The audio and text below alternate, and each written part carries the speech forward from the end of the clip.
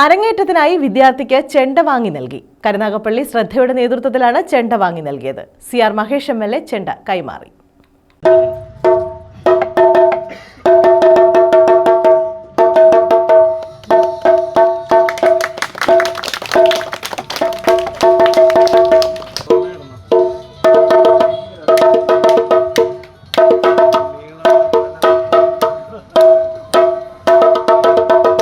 കരുനാഗപ്പള്ളി ശ്രദ്ധയുടെ നേതൃത്വത്തിലാണ് തൊടിയൂർ നോർത്ത് മാലുമേൽ സ്വദേശിയായ നന്ദുവിന് ചെണ്ടമേളത്തിൽ അരങ്ങേറ്റത്തിനായി ചെണ്ട വാങ്ങി നൽകിയത്. സ്നേഹതാളം എന്നു പേരിട്ട ചടങ്ങിന്റെ ഉദ്ഘാടനവും ചെണ്ട കൈമാറലും CR മഹേഷ് MLA നിർവഹിച്ചു. പക്ഷേ നമ്മളൊക്കെ കരുതുന്ന ഒരു ഭിക്ഷക്കാരനെ പോലെ ഇങ്ങനെ നടന്നു പോകുന്ന ഒരു അണ്ടക്കെട്ടുമായി പോകുന്ന ഒരു വന്ധ്യവയോധികനായ ഒരാൾ പച്ചിലയും ചെങ്കല്ലും ഒക്കെ എടുത്തുകൊണ്ട് ചുവരിൽ ചുവർ ചിത്രം വരയ്ക്കുന്നു. ചുവരിൽ മനോഹരമായ അത്ഭുതപ്പെടുത്തുന്നു. നമ്മളിങ്ങനെ അതിശയത്തോടു കൂടി താഴ്ത്തി കൈ കൊടുത്തു നിൽക്കുന്ന മനോഹരമായ ചിത്രം വരച്ചു ചിത്രകാരൻ്റെ കഥനാണ്.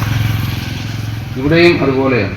പ്രിയപ്പെട്ട കൊച്ചുകുഞ്ഞ് വളരെ മനോഹരമായിട്ടായിരിക്കും അത് ഒരു കഴിവ്. ഞങ്ങളൊക്കെ ഇപ്പം എനിക്ക് ചെണ്ടയുമായിട്ടുള്ള ബന്ധം എൻ്റെ ആഗ്രഹം കൊണ്ട്, എൻ്റെ കഴിവല്ല, എനിക്കൊരു ആഗ്രഹം കൊണ്ട് ഞാനും ശശിയും ഒക്കെ ഒരുപോലെ ചെണ്ട കൊട്ടാൻ പഠിക്കുന്നവരാണ്, ഇപ്പോഴും പഠിച്ചുകൊണ്ടിരിക്കുക. അപ്പോൾ അതൊരു ആഗ്രഹത്തിൻ്റെ പേരിൽ വരുന്നതാണ്. ഇതങ്ങനല്ല, ഇത് ജന്മനാ ഒരു കഴിവുണ്ട്.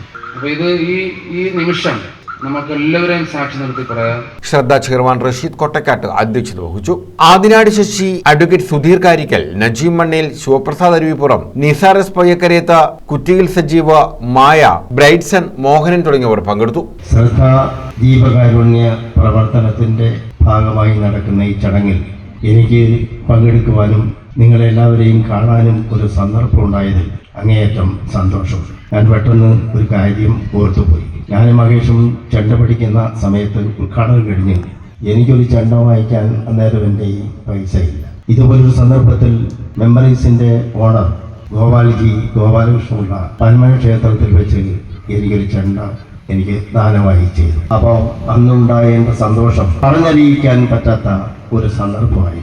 ഈ ശ്രദ്ധ ജീവകാരുണ്യ പ്രവർത്തന സംഘടനയുടെ പേരിൽ ഈ മോന് നൽകുന്ന ഈ ചെണ്ട ജനങ്ങളുടെ ഇടയിൽ ശ്രദ്ധ പിടിച്ചു പറ്റി ഒരു വലിയ ചെണ്ട വിദ്വാൻ, ഒരു വലിയ കലാകാരനായി മോൻ അറിയപ്പെടട്ടെ എന്ന് ഈ അവസരത്തിൽ ഞാൻ ആശംസിക്കുന്നു. News bureau, Karunagappally.